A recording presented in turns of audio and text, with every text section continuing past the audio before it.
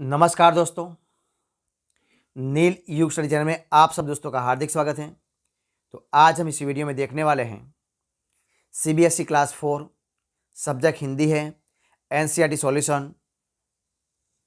जो आपको text book दी गई है उसका नाम है रिमझिम और पार्ट नंबर 12 है जिसका नाम है सुनीता की पहिया कुर्सी। क्या नाम है? सुनीता की पहिया कुर्सी। और दोस्तों सुनीता की पहिया कुर्सी जो आपको दी गई है उसमें जो अभ्यास और स्वाध्याय के जो सारे प्रश्न हैं उन प्रश्नों के हम इस वीडियो में सारे प्रश्नों का समाधान यानी कि सॉल्यूशन देखने वाले हैं। तो इस वीडियो को आप जरूर देखिए। स्टार्ट करते हैं कहानी से। सवाल नंबर 1 आपके सामने है। प्रश्न 1 है, सुनीता को सब लोग गौर से क्यों देख रहे थे? तो उनका आंसर है, सुनीता को सब लोग गौर से इसलिए देख रहे थे क्योंकि वह अपने पैरों से चलने फिरने में असमर्थ थी और पहिया कुर्सी में बैठकर चल रही थी। अब देखिए क्या है दूसरा सवाल। क्या है? सुनीता को दुकानदार का व्यवहार क्यों बुरा लगा? तो सुनीता ने पकड़ने के लिए हाथ बढ़ाया ही था कि दुकानदार ने थैला उसकी गोद में रख दिया। दुकानदार का इस तरह का दया दिखाना उसे अच्छा नहीं लगा। अब देखिए मज़ेदार। तो सुनीता को सड़क की जिंदगी देखने में मज़ा आता है। क तुम्हारे विचार, सुनीता को सड़क देखना अच्छा क्यों लगता होगा? तो आंसर है, सुनीता अपने पैरों से चल नहीं सकती थी, इसीलिए उसे बाहर की चीज़ों को देखने का मौका कम ही मिला पाता होगा और वह अकेलापन भी महसूस करती होगी। इस कारण उसे सड़क देखना अच्छा नहीं लगा होगा ताकि वह बाहरी चीज़ों को देखकर अपना मन बहला सके।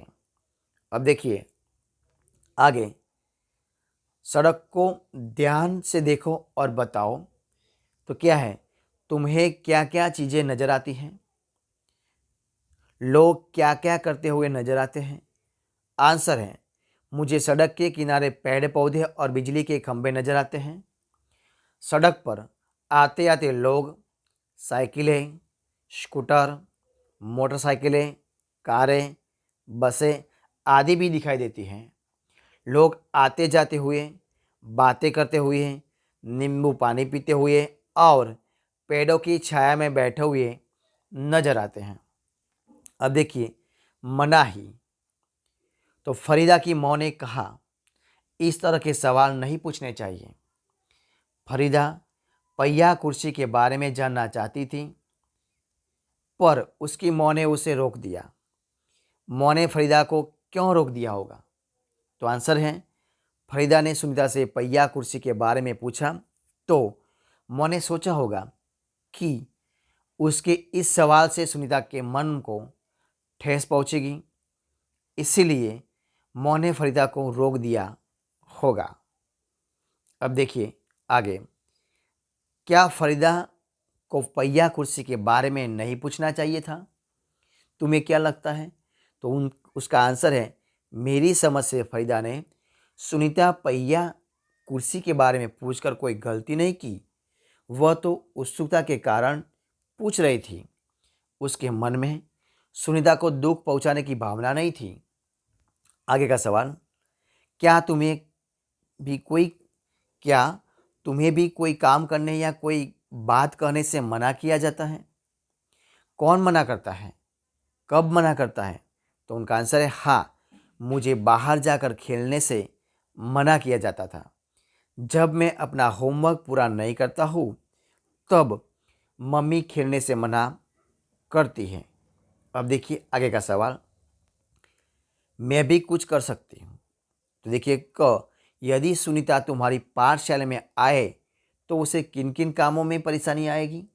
तो उनका आंसर है, यदि सुनीता मेरी पाठशाला में आए तो सबसे पहले उसे कक्षा में जाने में परेशानी होगी।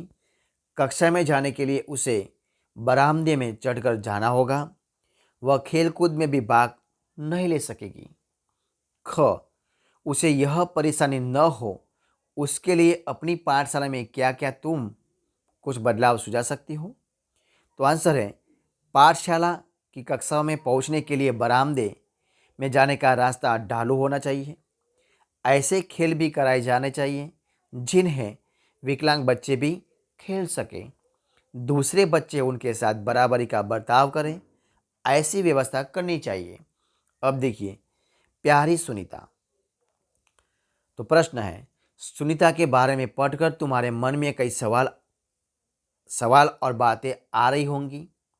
वे बातें सुनीता को चिट्ठी लिखकर बताओ। तो आपको चिट्ठी लिखना है। देखिए, तारीख है 18/12/2009, ए 22 सेक्टर 3, RK पुरम, नई दिल्ली। प्रिय सुनीता, इस तरह हम लिख सकते हैं। देखिए क्या लिखना है। तो सुनीता, तुम्हारे बारे में मैं जाना, मैं तुम्हारी हिम्मत की प्रशंसा करता हूँ, लेकिन क्या तुम्हारे मन में कभी इस तरह की बातें नहीं आती कि काश मैं भी सारे बच्चों की तरह चल पाती, दौड़ पाती?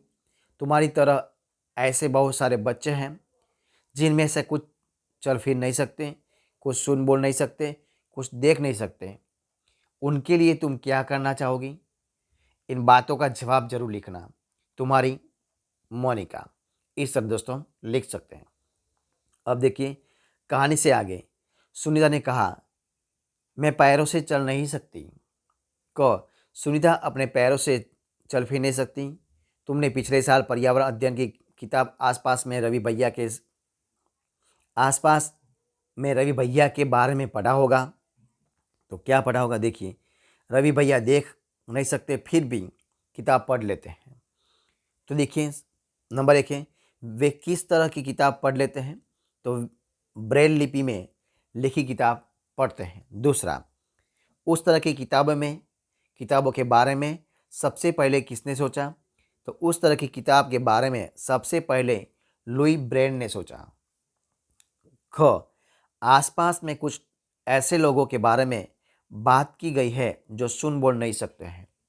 तो क्या तुम किसी बच्चे को जानते हैं जो बोल नहीं सकता? मैं एक बच्चे को जानता हूँ जो सुन बोल नहीं सकता। देखिए क्या है आगे, तुम उससे किस तरह से अपनी बात समझाते हो?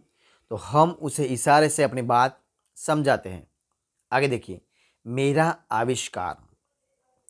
प्रश्न है, सुनीता जैसे कई बच्चे हैं, इनमें से कुछ देख नहीं सकते तो कुछ बोल या सुन नहीं सकते।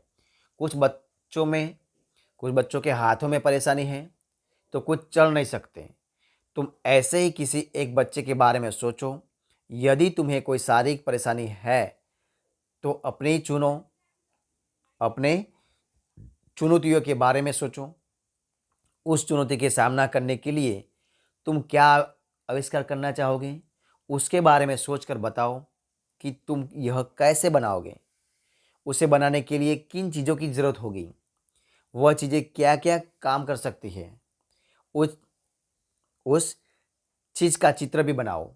तो आंसर दोस्तों आपके सामने है कि प्रत्येक विद्यार्थी अपनी कल्पना के आधार पर लिखे और उस आविष्कार का चित्र भी कल्पना के आधार पर ही बनाए।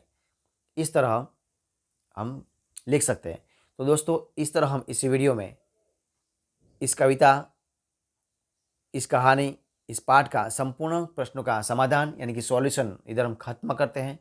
अगर आपको इस वीडियो अच्छा लगा हो, यूज़फुल लगा हो, तो इस वीडियो को लाइक कीजिए, कमेंट कीजिए, आपके दोस्तों में शेयर कर दीजिए और लास्ट में अब तक आपने इस चैनल को सब्सक्राइब नहीं किया है तो उनको सब्सक्राइब करना मत भूलें। दोस्तों इस वीडियो को फर्स्ट से अंत तक देखने के लिए आप सब दोस्तों का मैं बहुत बहुत धन्यवाद करता हूँ।